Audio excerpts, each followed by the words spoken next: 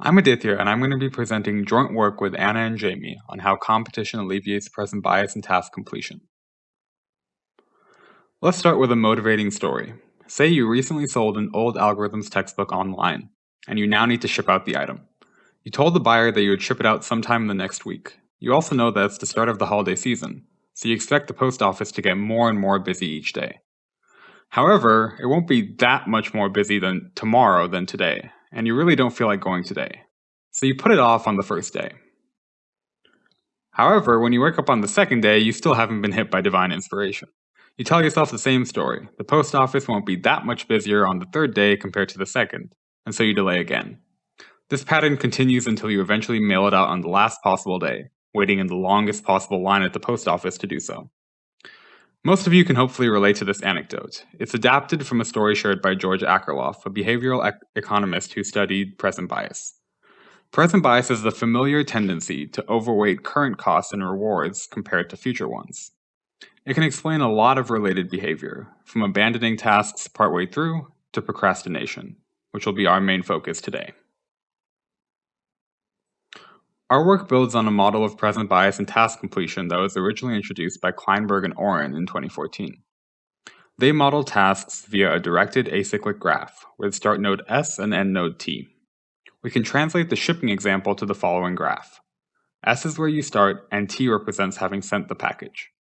Each edge represents an action, so the edge from S to T represents sending the package on the first day.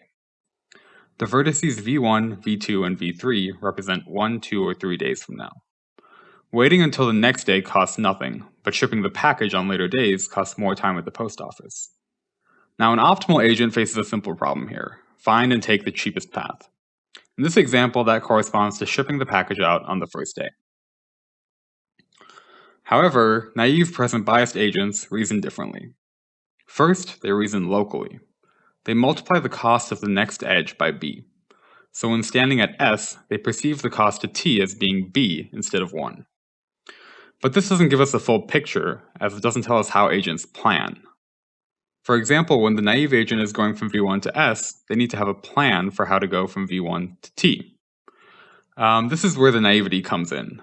The agent naively assumes that they will behave optimally in the future. So if they were to travel to V1, they naively assume that they will behave optimally and go directly to T, just as in the shipping example.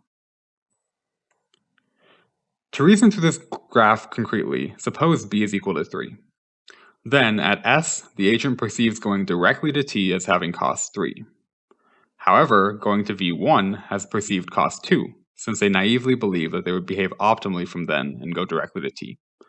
So they go to V1 where the cycle repeats. Going to T from V1 has cost 6, perceived cost 6, but delaying 1 day costs only 4. So they continue this pattern to V3, incurring cost 8 in this graph. This example graph is very important in the literature. If you were to extend it to n vertices, it's known as the n-fan and has an exponential cost ratio. What that means is that the ratio of the cost a biased agent experiences to what an optimal agent experiences is exponential in the graph size. This theorem from the literature says that a graph has an exponential cost ratio if and only if it has a large fan-like structure. Kleinberg and Oren proved one direction in their original paper, and Tang et al. Proved the other direction in 2017. Now, the precise statement of the theorem is not that important for our talk. Instead, there are two main takeaways here. First, the n-fan in some way encodes the worst-case scenario for procrastination. The second takeaway is that present bias, at least the naive type that we're going to focus on in our talk, has a disastrous effect on agents. It can cause extremely harmful outcomes when compared to optimal behavior. Now, given the harmfulness of present bias, it's reasonable to ask what we can do to better assist biased agents. A large chunk of the literature addresses this in what we call the abandonment setting. This is the standard setting, except that there is a reward the agent will claim when they are done with the task. Further, they will quit the task if their perceived cost is at any point higher than the reward. Kleinberg and Oren also give task designers the power to delete arbitrary portions of the graph. This is supposed to model deadlines, so a professor can impose stricter deadlines and some part of the task graph is no longer accessible. They ask if it's possible for a fixed graph and reward to find a motivating subgraph.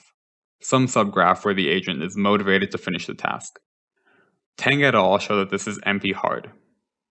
A similar strategy is to place reward on intermediate vertices. This is also NP-hard. However, the strategies I just described focus on whether or not the agent can be convinced to complete the task, but they don't focus on protecting the agent from the harm caused by their bias. To put it another way, they focus on how best to accommodate present bias, but we want to know how to alleviate the harms of bias. Kleinberg et al. In 2016 partially study how to protect biased agents, but they focus on sophisticated biased agents. These are agents who know they are biased and plan around it. They discuss various commitment devices which sophisticated agents can employ ahead of time to prevent future procrastination. However, such tools don't make much sense for naive agents, who don't plan around their bias. We want to study how best to protect naive agents, and we think that competition is a natural model for this.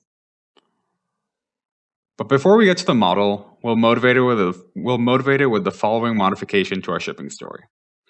As before, you need to ship an algorithms textbook you just sold to the buyer. However, this buyer is very desperate to learn algorithms. Or maybe more realistically, they have an open book final in a few days and urgently need a copy of the textbook. So they bought the book from 2 sellers and are planning to return the one which comes later. This gives you enough motivation to get to the post office on the first day. So the buyer gets their book earlier and you wait in a shorter line.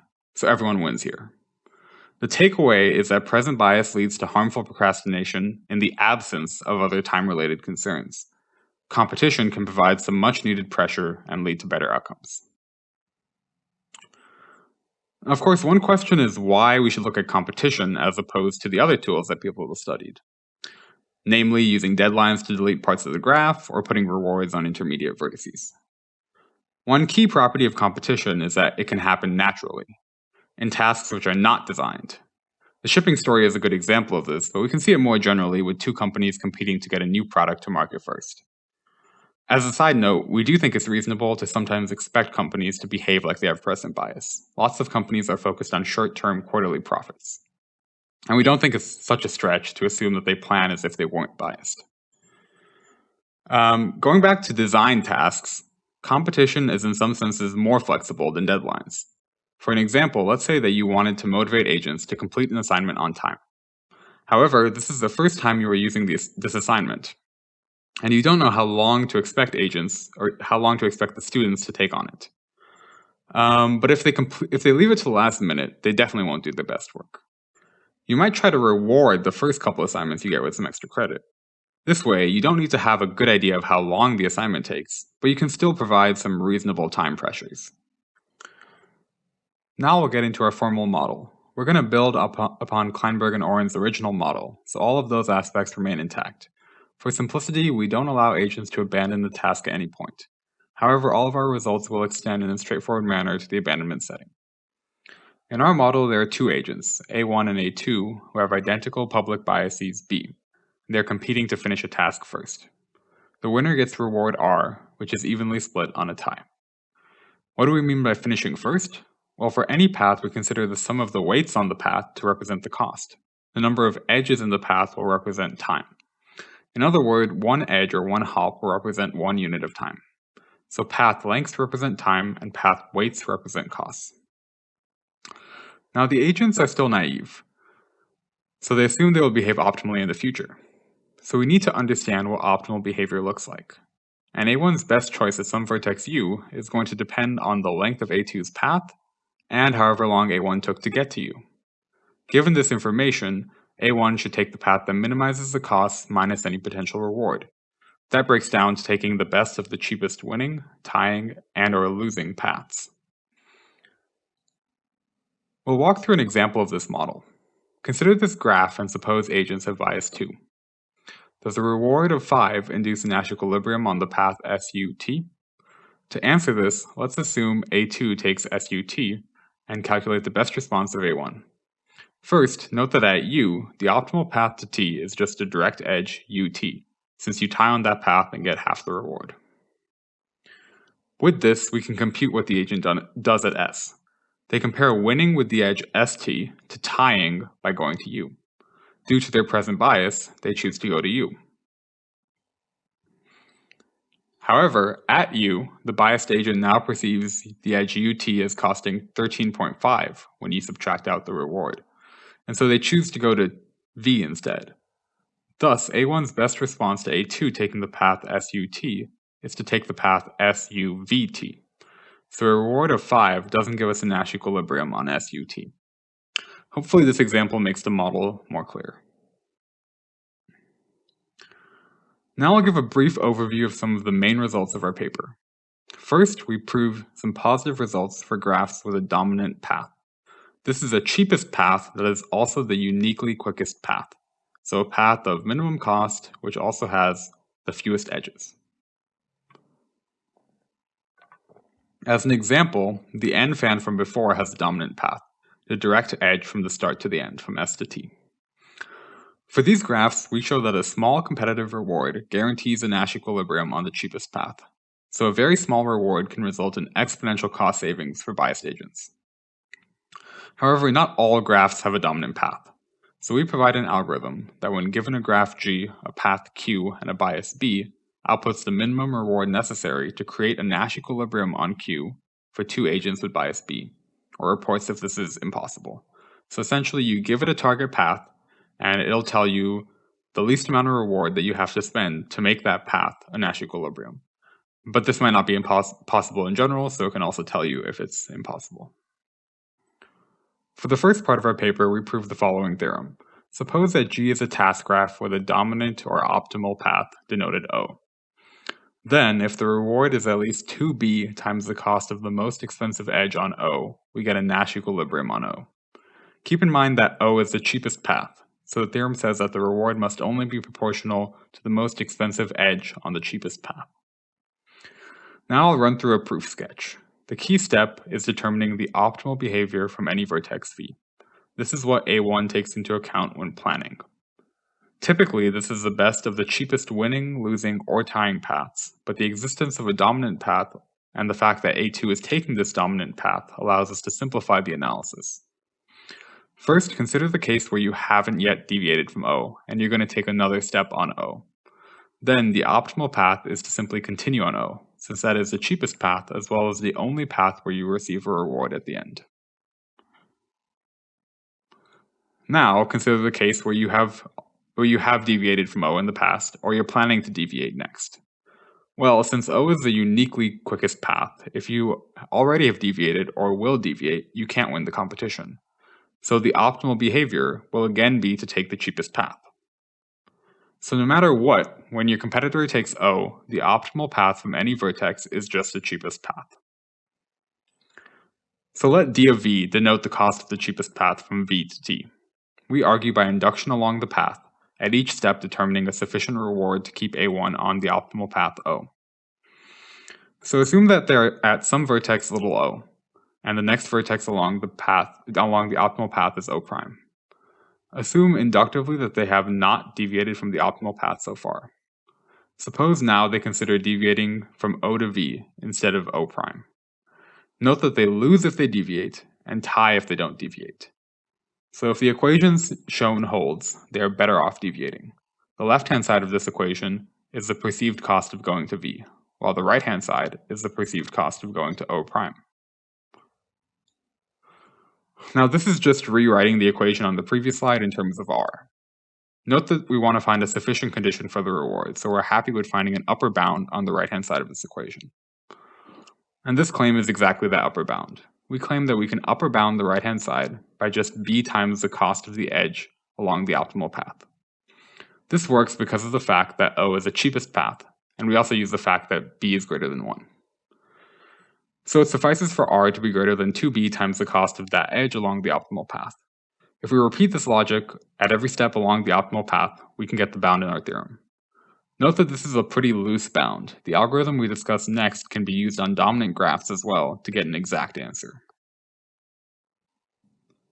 First, we'll define the problem our algorithm solves. You are given a graph G, a path Q in the graph, and a bias parameter B. You want to find the cheapest way to encourage agents to take Q, so you want the minimum reward that induces a Nash equilibrium on Q, assuming that the agents have bias B. It won't always be possible for every path to be a Nash equilibrium. so you want to output bot in the case that it's not possible. Now the proof we just went through suggests a solution to this problem. In the proof, we stepped along every vertex in the path and determined the reward that convinces the agent to stick to the path of that vertex. Why did such a reward always exist? Well, we were trying to convince them to stick to the dominant path, so we knew that any deviation results in no reward. So that's how we were able to use the reward and how we had a guarantee that it would always help us. In general, this might not be true. They may want to deviate to a quicker or tied path, and in that case it seems like we won't be able to convince them. So consider the following naive approach. Start with a reward of 0 and step along each vertex on Q. At each vertex, consider all other neighbors that A1 could deviate to, and compute the minimum possible reward that ensures that A1 prefers Q. Now just increase the reward to meet this minimum and continue on Q, repeating the process. So we're developing a monotonically increasing lower bound on the reward. As a side note, to compute this, we'd have to be able to compute the optimal path that A1 believes they will take from the next vertex, but we show that this is efficiently computable in the paper. Now, if at any step A1 wants to deviate onto a quicker or tied path, we return bot. Just to make things super clear, we say that A1 wants to deviate onto a quicker or tied path if they plan to take a quicker or tied path. Due to their naivety, this means that the optimal path from their next vertex is either quicker than or tied with Q. Now in such a case, the naive answer would be to report bot. Decreasing the reward would violate the lower bound we've been establishing, and increasing the reward seems like it would favor a quicker path, or at least not change anything for a tied path. Now after you process the whole path, you would just go through and check that the higher value of R that you may have needed for later vertices still works for the earlier vertices. Essentially, you want to check that the final value of R doesn't cause the agent to want to deviate early on. Unfortunately, this naive approach doesn't work, but I think it fails for a very interesting, or at least surprising reason. The naive approach relies on a general intuition that higher rewards encourage quicker paths. What I mean by this is if you fix the path A2 takes, then you expect A1 to take monotonically quicker best response paths as you increase the reward. We use this intuition in two places. First, we used it when we said that increasing the reward wouldn't cause A1 to switch to a slower or tied path. And second, we implicitly use this reasoning in describing the second pass of the algorithm. We can formalize this intuition with the two properties shown here, both of which are surprisingly false. For the talk, we'll just look at the second property. So say you fix A2's path and that A1's best response for some reward is path X. Then, you wouldn't expect that increasing the reward would cause A1's best response to switch to a path slower than X. But in fact, this is the case, as this counterexample will show. All unlabeled edges in this graph have cost 0. And for some notation, define path Q as the path with the Q vertices, path V as the path with the V vertices, and path X as the path through vertex X. Start by assuming that A2 takes Q, and that the bias of the agents is 10. First, suppose the reward is 2. Then it's easy to see that the optimal path from V1 to T is taking V. Meanwhile, at S, the agent perceives Q to cost 7 and V to cost 5, so they move to V1. But at V1, due to their bias, they perceive path V as costing 50, while path X only costs 33, so they switch to X. So with a reward of 2, A1's path is X, which is quicker than Q. Now suppose we increase the reward to 10. It's still the case that the optimal path from V1 to T is to take V. Going through X is just too expensive here. But now when A1 is at S, they perceive the cost of Q as 3, while the cost of V is still 5. Thus they go to Q. So increasing the reward from 2 to 10 made A1 take a slower path. To sort of understand where the intuition breaks down, you can see that A1 was planning on taking path V when the reward was 2. And if that had happened, then the higher reward of 10 would have resulted in a quicker path chosen. But their bias caused them to deviate to a quicker path to take path X instead of V. And this is what broke down the expected monotonicity. I'll now provide a quick sketch of the correct approach. First, suppose A2 takes Q, and zoom in on one edge UV on Q, and let V' be some other neighbor of U. Our goal is to find the set of all rewards that ensures that A1 prefers V to V prime, and we'll show that this set consists of at most 5 disjoint intervals. To do so, we'll need to understand the optimal behavior from V or V prime to T as R varies. For simplicity, assume that as the reward varies, the optimal path will either be a winning, tying, or losing path. This is the most complicated case. Because we are only thinking about the optimal path here, reward monotonicity still holds. What this means is that there are threshold values R1 and R2, such that if the reward is below R1, the optimal path from V to T loses. When the reward is between R1 and R2, the optimal path ties. And when the reward is above R2, the optimal path is a winning path. We similarly define threshold values S1 and S2 for V prime. We discussed how to compute these thresholds in the paper. Now for an example, let's just suppose that S1 is less than R1, which is less than R2, which is less than S2. Consider the intervals of reward between these values. For each such interval, imagine the cost function for V. This is the overall cost of the optimal path from V to T as a function of the reward. Keep in mind here that when we refer to the cost of the optimal path, we're also subtracting out any reward that the path yields.